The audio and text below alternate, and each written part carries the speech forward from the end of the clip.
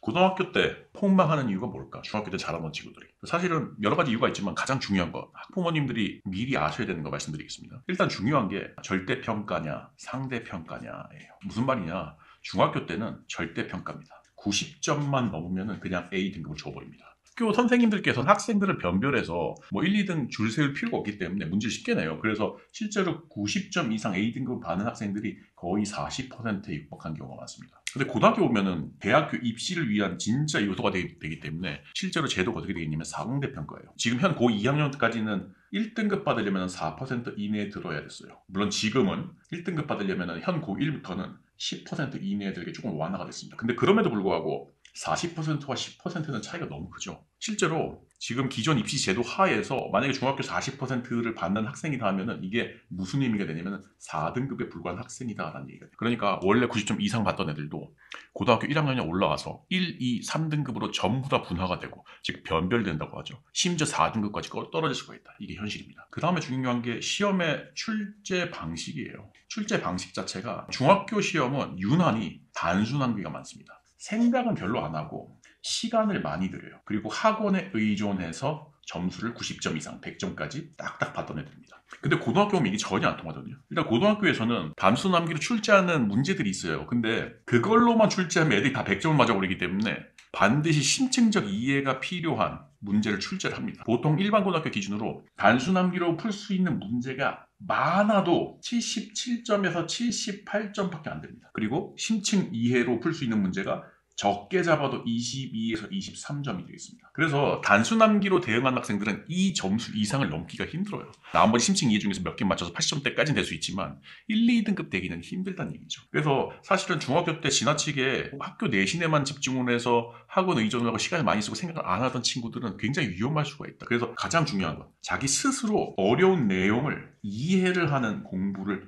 해야 된다. 절대로 학원 의존에다가 너무 힘을 쓰면 안 된다. 학원은 어떤 방식으로만 쓰면 되냐면은 기존에는 내신을 그냥 다 해주는 방식으로 썼잖아요. 이제는 어떤 방식으로 써야 되느냐. 공부는 스스로 이해를 하고 학원은 나의 공부 습관이나 그 다음에 공부 시간을 확보해주는 정도의 도구로 쓰셔야 됩니다. 이게 두 번째 이유였습니다. 그 다음에 이제 세 번째가 학부모님들 진짜 모르시는 건데 뭐냐면 외부 지문이 출제됩니다. 교과서 내에 있는 작품, 지문 이런 거 말고 다른 지문도 출제하겠다라는 거예요. 이거 뭐냐면 전부 다 변별력 확보를 위해서 나오는 거거든요. 근데 그 중에서 가장 중요한 게 뭐냐면은 수능 모의고사입니다.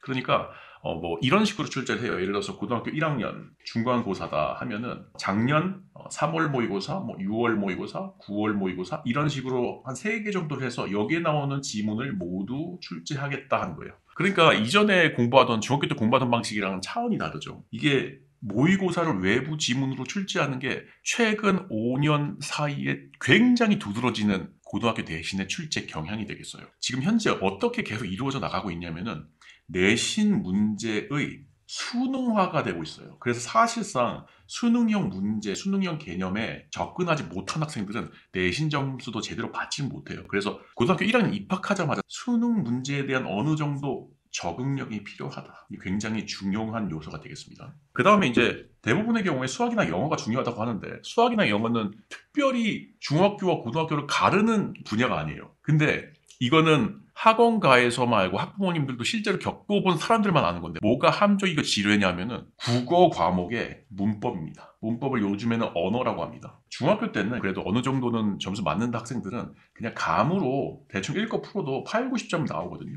보통 이렇게 대응을 하는데 고등학교 올라가면 어떻게 되냐면은 이게 감으로 대응할 때도 있어. 그래서 1학기 중간고사, 1학기 기말고사 있고 2학기 중간고사 그리고 2학기 기말고사 있잖아요. 그러면 얘네들 성적표를 보잖아. 고등학교 1학년이 끝난 다음에 진짜 이상한 성적표를 받아보는데 중간고사 때는 80, 한 7점 받아. 근데 기말고사 때는 64점 나와. 중간고사 때는 뭐 90점 나오다가 기말고사 때는 뭐 71점 나와. 이상한 경우가 나오는데 요 기말고사 때 여기 망해버리는 거거든요. 학교에 따라서 이 부분이 중간고사일 수도 있어요. 근데 어쨌든 이게 뭐냐? 기말고사 때 국어 문법이 나와버리는 거야. 근데 중학교 때 건드렸던 문법의 수준과는 차원이 달라요.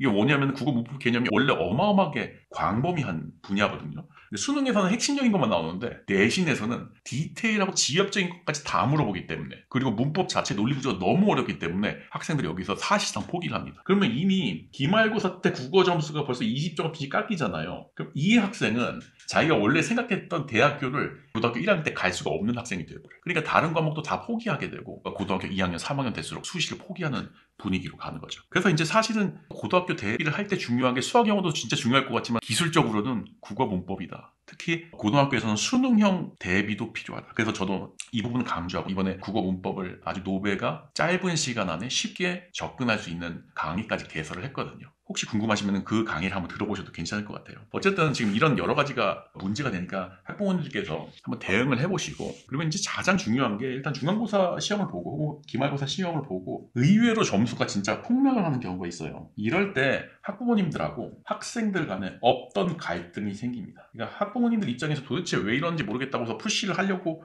할 수밖에 없겠죠. 근데 학생은 이제 중학교랑 또 다르게 본인 스스로가 스트레스를 많이 받고 있기 때문에 자기 스스로도 스트레스를 많이 받고 있고 압박감을 많이 받고 있다는 거를 학부모님들께서 인정을 좀 해주셔야 돼요. 그래서 너무 압박하는 방식으로 가지 마시고, 그래 다음 기말고사 때는 우리가 중요한 4가지 요소를 한번 제대로 대비를 해보자 라는 방식으로 조금 소프트하고 부드럽게 접근을 해보셨으면 좋겠습니다.